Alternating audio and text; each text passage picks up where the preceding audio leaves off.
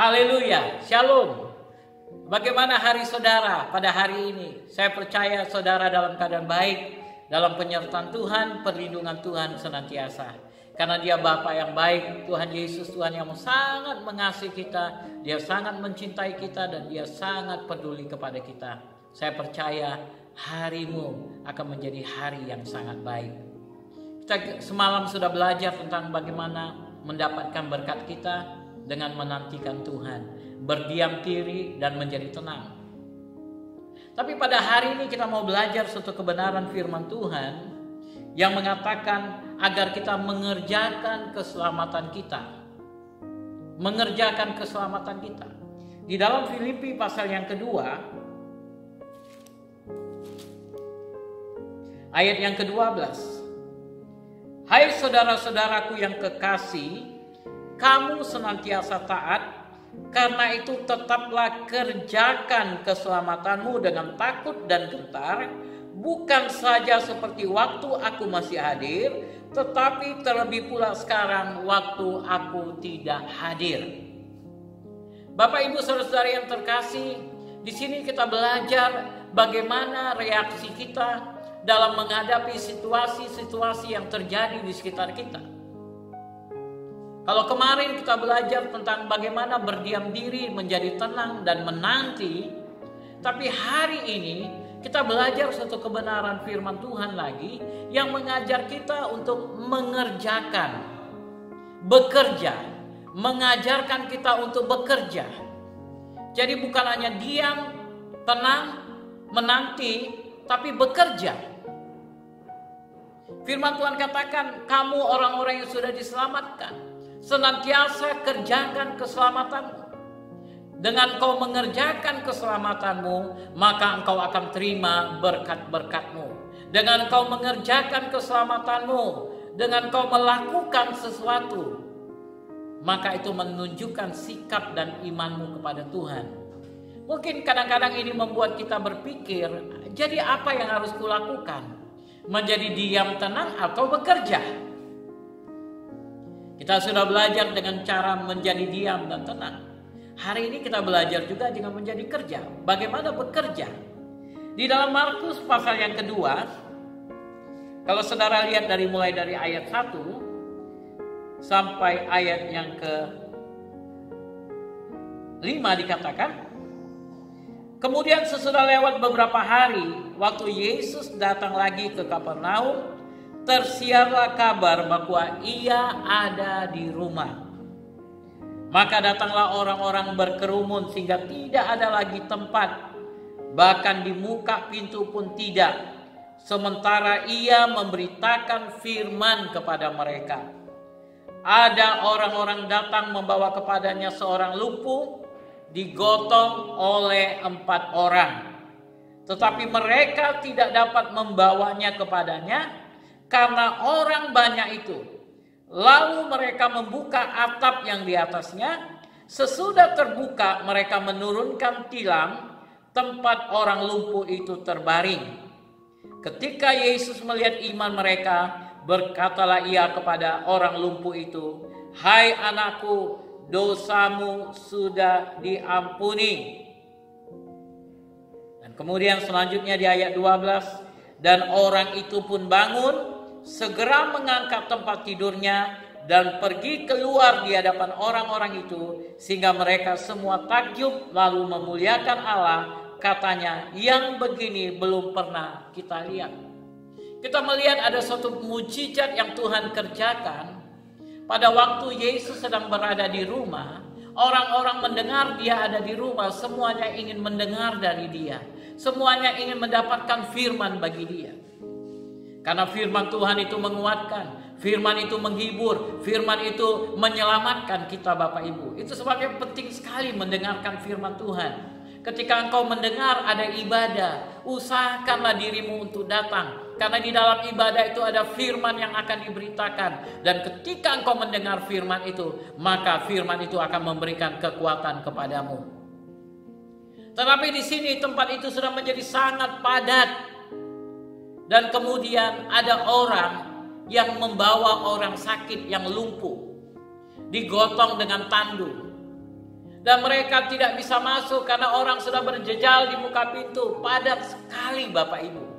Tidak ada tempat. Saudara lihat, begitulah rindunya orang ingin mendengarkan firman Tuhan. Saya nggak tahu bagaimana dengan Anda. Apakah Anda senantiasa rindu untuk mendengarkan firman Tuhan? Tapi pada waktu itu, orang rindu sekali mendengarkan firman Tuhan. Sehingga gereja, rumah di mana Yesus berada padat. Tidak bisa masuk. Sehingga apa yang mereka lakukan? Mereka naik ke atap rumah. Kawan-kawan orang lumpuh ini naik ke atap rumah. Mereka buka atap dan kemudian mereka dengan tali pelan-pelan menurunkan orang sakit tadi. Dan ketika Yesus melihat mereka, Yesus berkata, "Hai anakku, dosamu sudah diampuni." Yesus berkata kepada orang lumpuh itu, "Hai anakku, dosamu sudah diampuni." Yesus melihat iman mereka yang luar biasa. Mereka tidak berhenti sampai di muka pintu. Mereka tidak berhenti sampai kepada situasi yang menghalangi mereka. Ada banyak situasi yang kadang-kadang akan menghentikan kita untuk tidak mencari Tuhan. Ada banyak situasi yang akan membuat kita tidak bisa berseru memanggil nama Tuhan.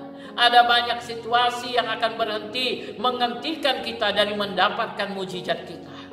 Tapi kita melihat bahwa apa yang terjadi kepada orang lumpuh ini, teman-temannya menjadi teman yang berusaha menjadi penyelamat bagi dia. Mereka naik ke atas atap rumah. Mereka menjadi seorang patriot, pahlawan bagi temannya ini. Mereka naik ke atap rumah, membuka pintu atap sengnya dan kemudian menurunkan. Dan orang itu sampai di hadapan Yesus. Ada usaha yang mereka kerjakan. Ada pekerjaan-pekerjaan yang mereka lakukan. Mereka berusaha. Bagaimana caranya aku mendapatkan mujizatku? Bagaimana caranya saudaraku ini bisa mendapatkan mujizatnya? Mereka berusaha. Mereka tidak hanya diam dan menjadi tenang, tetapi mereka juga berusaha. Dan Yesus melihat iman mereka yang luar biasa. Yesus katakan di ayat 12, orang itu bangkit. Ayat 11, "Kepadamu kukatakan, bangunlah, angkatlah tempat tidurmu dan pulanglah ke rumahmu." Yesus mengucapkan berkat kepada dia dan dia menerima mujizatnya. Orang itu menerima mujizatnya. Haleluya. Bagaimana dengan saudara? Apakah engkau hanya duduk diam dan tenang saja untuk mendapatkan mujizat? Engkau juga harus mengerjakan keselamatanmu. Itu yang menunjukkan imanmu kepada Tuhan. Imanmu kepada Tuhan. Kerjakanlah keselamatanmu dengan ketat. Ada banyak contoh-contoh di dalam Alkitab. Kita melihat orang-orang yang bekerja untuk mendapatkan mujizatnya. Seorang wanita yang 12 tahun pendarahan. Dia mendengar mujizat-mujizat yang Yesus kerjakan. Dia sedang sakit. Tapi kemudian dia katakan, aku pergi mendatangi Yesus, ku jamah jubahnya, aku pasti sembuh. Dengan diam-diam dia merangkak di antara orang-orang banyak itu. Dia merangkak dan dia jamah jubah Yesus. Dia mengerjakan sesuatu.